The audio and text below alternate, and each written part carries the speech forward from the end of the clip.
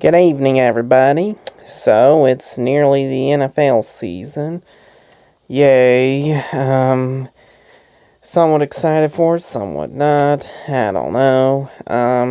But season's about to kick off. Kicks off Thursday, September 5th, 2019, between the Packers and the Bears. So, it's time for some predictions. In the AFC East, I say the Patriots will go 11-5. They've got Brady. Now, based on what we've seen since December 2017, Brady appears to be in decline, but who knows? So he could be in decline. But even if he sucks this year, the Patriots are taking the division. You look at, they got Michelle, James White, Edelman's there, Belichick's the coach. They're the Patriots. Until they show that they're done, they ain't done. Even if Brady's done after this year, they'll still have Robert Kraft, and they'll still have Belichick. Until all those three are gone, the Patriots will be fine. So, it's going to take at least one of those to be gone before the Patriots are remotely in danger of their dynasty ending. So, the Patriots will go 11-5. The Bills, I say, go 7-9. I like Josh Allen. I'm rooting for Josh Allen. However, the Bills, they just don't have enough yet to be a good team.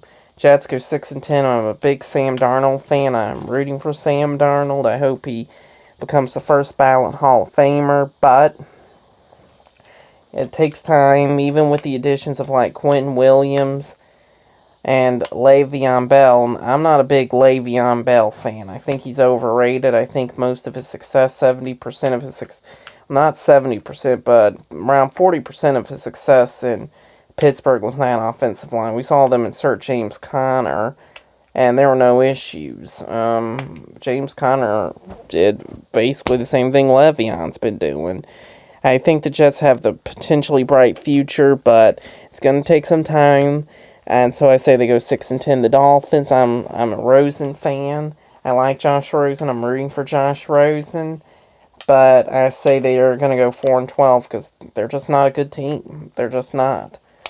They were basically tanking for Tua. It should be Herbert you're tanking for, but that's not the point. They were, tanking for getting Josh Rosen. So, yeah, so I see they're going to go 4-12. In the AFC North, the Pittsburgh Steelers, I have winning the division, going 11-5.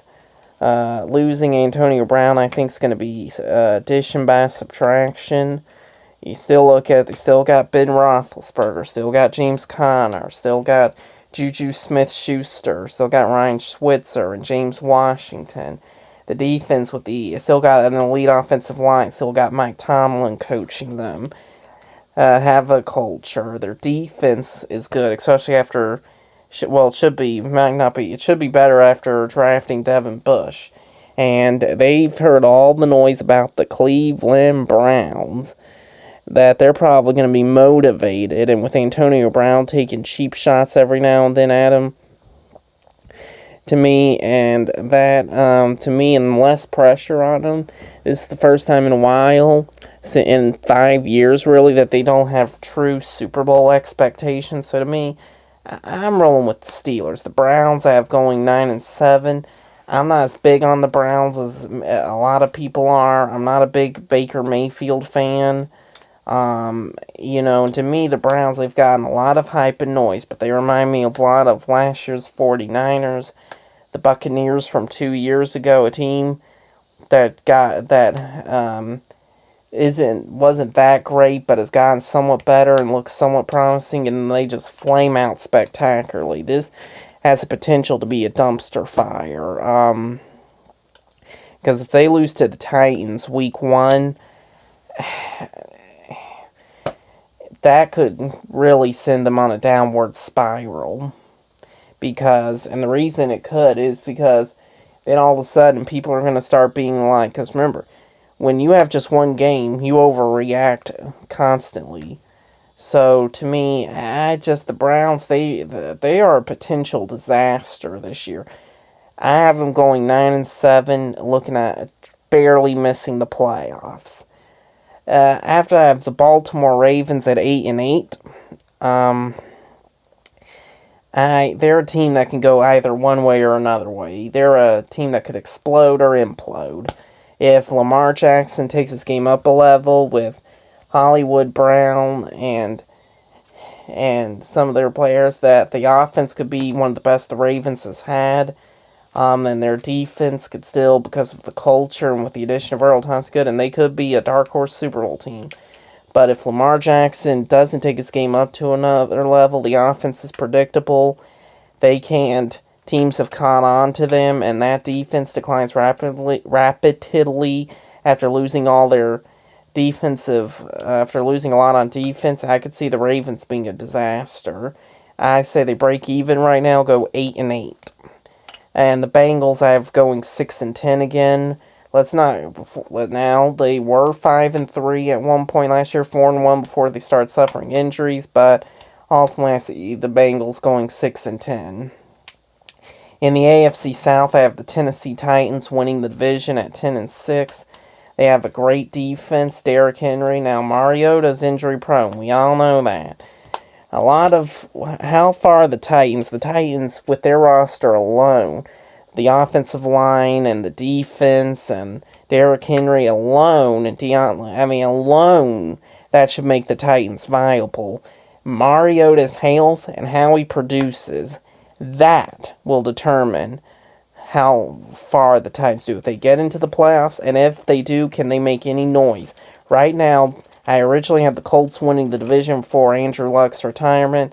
I now have the Titans winning the division at 10-6. I have Houston going 10-6 as well. I'm not as big a Watson fan as everyone else is, but he is a good quarterback. O'Brien's a good coach. Defense should still be good. And now Lamar Miller's injury hurts them. However, I think they do also benefit from Luck's retirement. Thus, I say they go 10-6.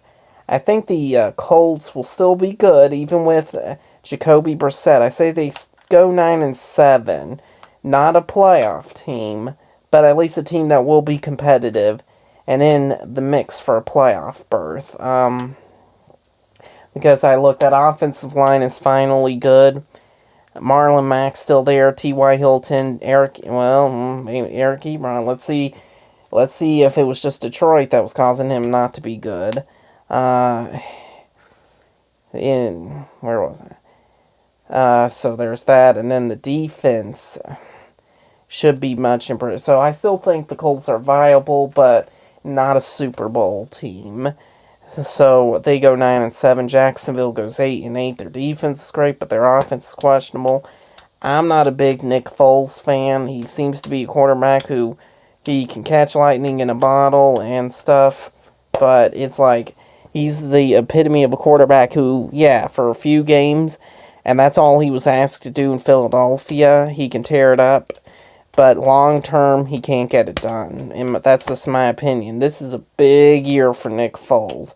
Jacksonville goes 8-8. AFC West, see the Chargers. No, not the Chargers. The Chiefs winning the division at 10-6, mainly because of Mahomes.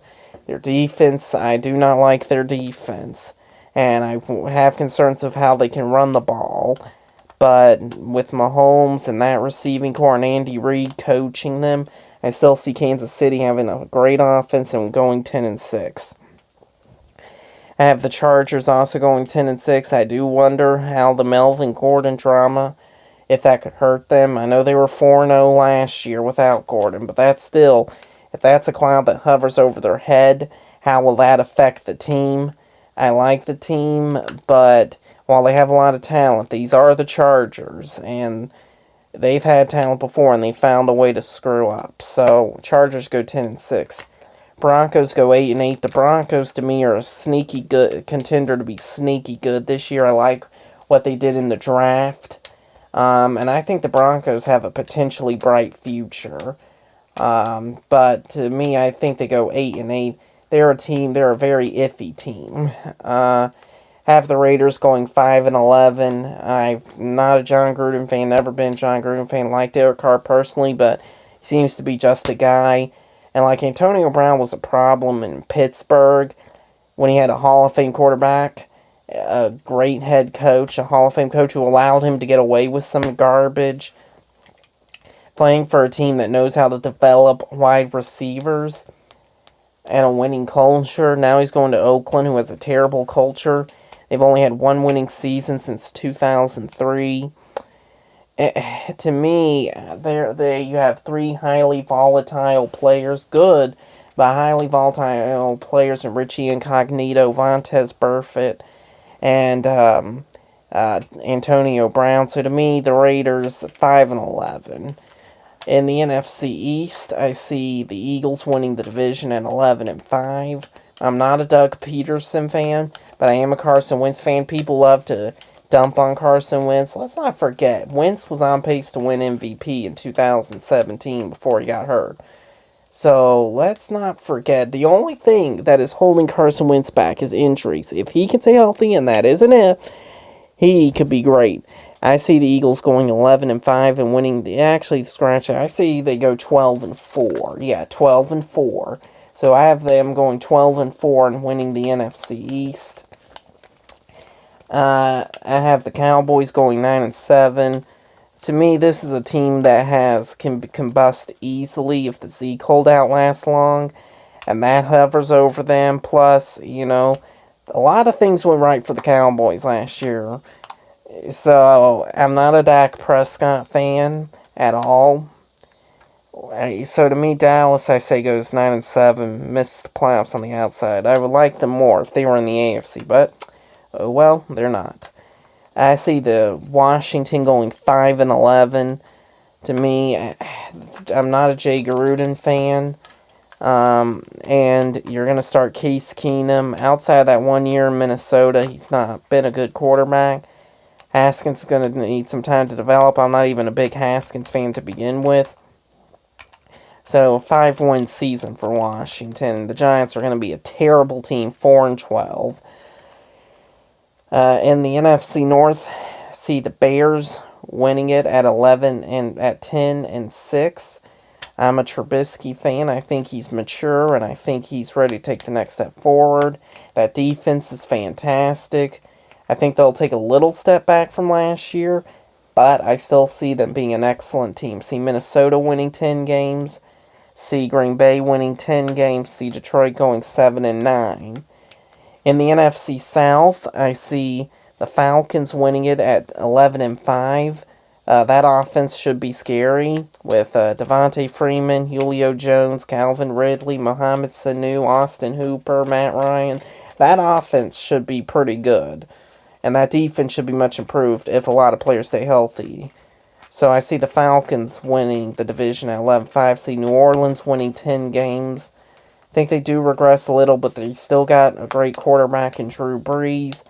Still got Alvin Kamara. Still got Michael Thomas. So I do see New Orleans still being good. Not as good as last year, as the previous 2 years, but still being good. Carolina's 7-9. There's a lot of uncertainty with Carolina, and the Bucs go 5-11. In the NFC West, see the Rams still winning the division with 12 wins. Now, they're concerned with the Rams. It centers around Todd Gurley's health. Now, and that defense was not very good last year. And there's obviously the whole Super Bowl hangover thing, but I still think the Rams... I don't care much about the Rams. But in all objectivity, I see them still winning 12 games. I like Jared Goff. I'm more sold on Jared Goff than a lot of people are. I see the Seahawks winning 10 games. Again, I don't know why people keep acting like the Seattle's not going to be that great. You have Russell Wilson. People just don't get how great Russell Wilson is. Chris Carson, DK Metcalf has the potential to be a steal. If he's healthy, and that's a big, big if. But if he's healthy, DK Metcalf should be a stud. And that defense, you know what? Seattle has a culture. We underestimate culture. Seattle's got a culture. So, To me, I think they're going to win 10 games. San Francisco, I'm not at all sold on San Francisco. I think they're very overrated. I have them at 7 and 9. I mean, listen. Their offensive line is suspect. They gave up 48 sacks last year. Their receiving core, outside of Dante Pettis, their receiving core is questionable. Their defense lacks depth and isn't very good. Kyle Shanahan is not shown to be a good head coach. He had 10 and 22 in 9 years as an offensive coordinator. Only 3 times did his teams finish top 10 in points scored. Was a big reason the Falcons choked a 28-3 lead in the Super Bowl. And I'm not sold on Jimmy Garoppolo. The guy's made 10 NFL starts and we're acting like he's something special. Look, he's been solid in the games he's played, but the jury is still out on Jimmy Garoppolo. I mean, the jury is still out. So, to me, the Niners, and culture, they don't have a winning culture right now, so I'm not sold on the Niners. I have them going 7 and 9. And Arizona, I say, is going to go 5 and 11. The only reason they win that many games is I think Kyler Murray, because nobody's seen Cliff Kingsbury's offense or Kyler Murray, I think the Cardinals are going to win a couple of games early on, and Kyler Murray's going to lit it up early on, and everyone's going to be going crazy. Alright, because nobody would have seen Kyler Murray or Cliff Kingsbury's offense.